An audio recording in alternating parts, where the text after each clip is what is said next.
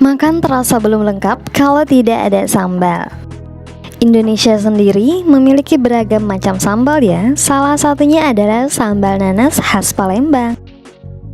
Selain banyak manfaatnya untuk kesehatan, ternyata nanas ini juga enak bila dijadikan makanan pendamping seperti sambal.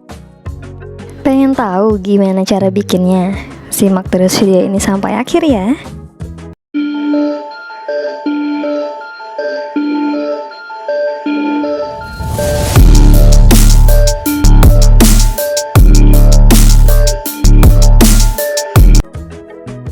Pertama-tama, kita siapkan satu buah nanas segar yang sudah matang.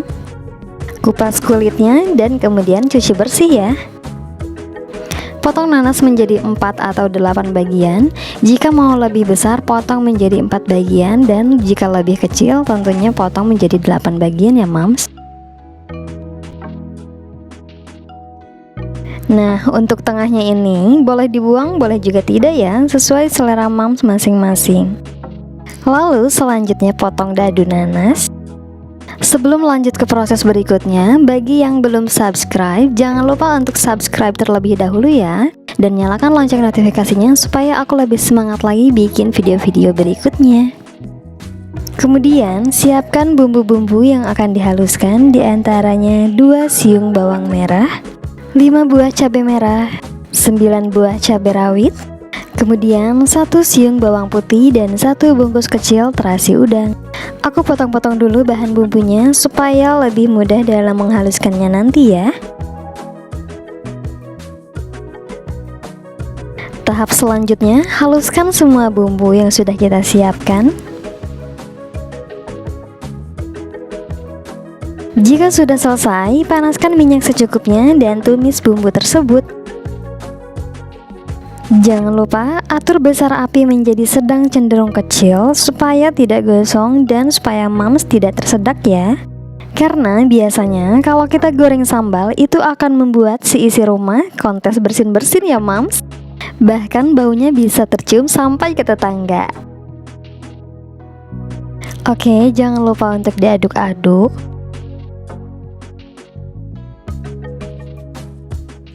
Tambahkan sedikit air untuk melarutkan bumbu supaya tidak gosong.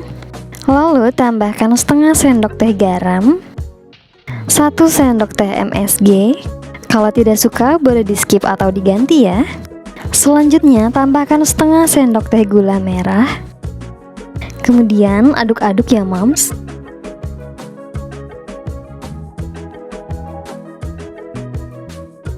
Jika mulai tercium bau harum, masukkan potongan buah nanas tadi ya. Oh iya, jangan overcook setelah nanasnya masuk ya. Kita masak sebentar saja supaya nanasnya tidak layu dan tetap segar. Aduk rata dan jika semuanya sudah tercampur dengan merata, saatnya untuk koreksi rasa. Apa-apa yang dirasa kurang silahkan untuk ditambahkan lagi sesuai selera mams masing-masing ya. Tapi kalau aku baru sadar bahwa ada yang kurang itu jika sambal nanasnya sudah habis ya. Ternyata yang kurangnya adalah kurang banyak. Hahaha. Karena sambal nanas ini bikin makan jadi susah direm. Pengen lagi dan lagi. Tuh, Pak suami perutnya sudah mulai berdendang, gak sabar pengen makan pakai sambal nanas ini. Oke mams, sekian video dari aku kali ini. Terima kasih buat yang udah nonton video ini dari awal sampai akhir.